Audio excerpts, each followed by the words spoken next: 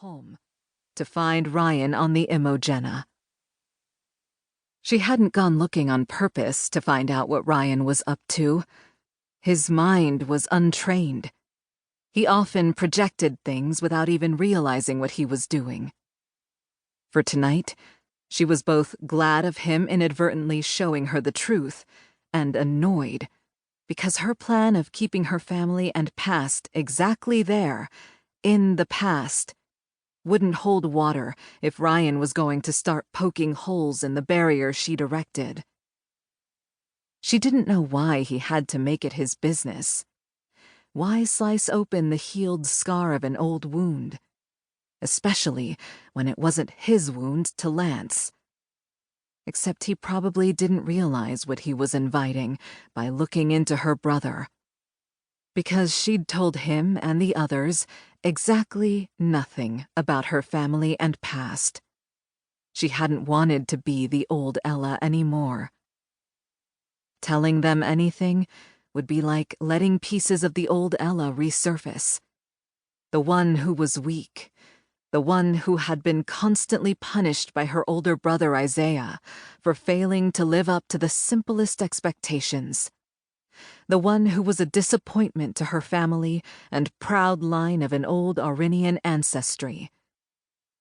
Even on board the Imojenna, she hadn't figured out who she was. She only knew for certain it was going to have nothing to do with her past.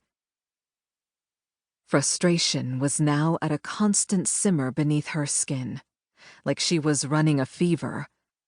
She didn't know if it was her own, based on Rian's stubborn insistence he make things his business that clearly weren't his business, or his frustrations spilling over to her from the constant barriers he'd run into, while presumably looking for dirt on her brother.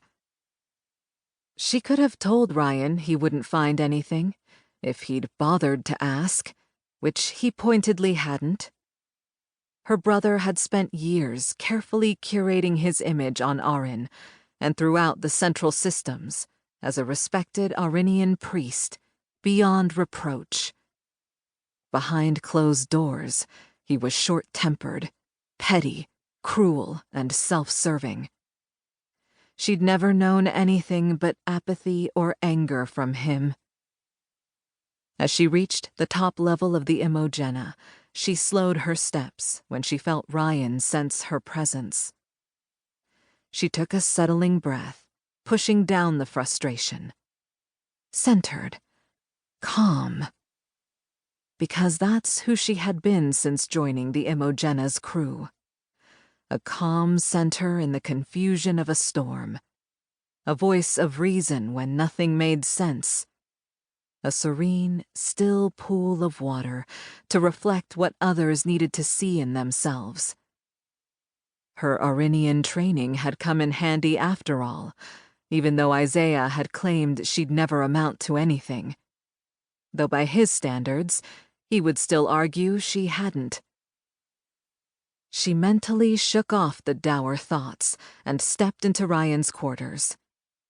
The outer room was a large office where his substantial wooden desk took pride of place, held to the floor by clamps on each leg.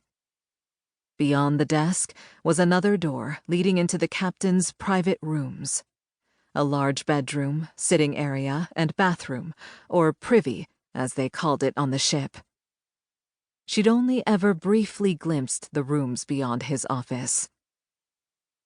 Rian was sitting behind his desk, reclined in the old leather chair, an almost empty bottle of Violaine, the violet-colored hard liquor preferred by all types of outlaws and pirates that was illegal in most systems, sitting near his elbow on the desk. He gave off an air of still but coiled tension as he silently watched her cross the room until she came around the desk to perch on the edge. He didn't bother trying to hide the e-files open on the screen of his compad. Isaiah Kinton. She clamped down on the cold dread, trying to surge up within her at just the sight of a picture taken months ago for some society media feed.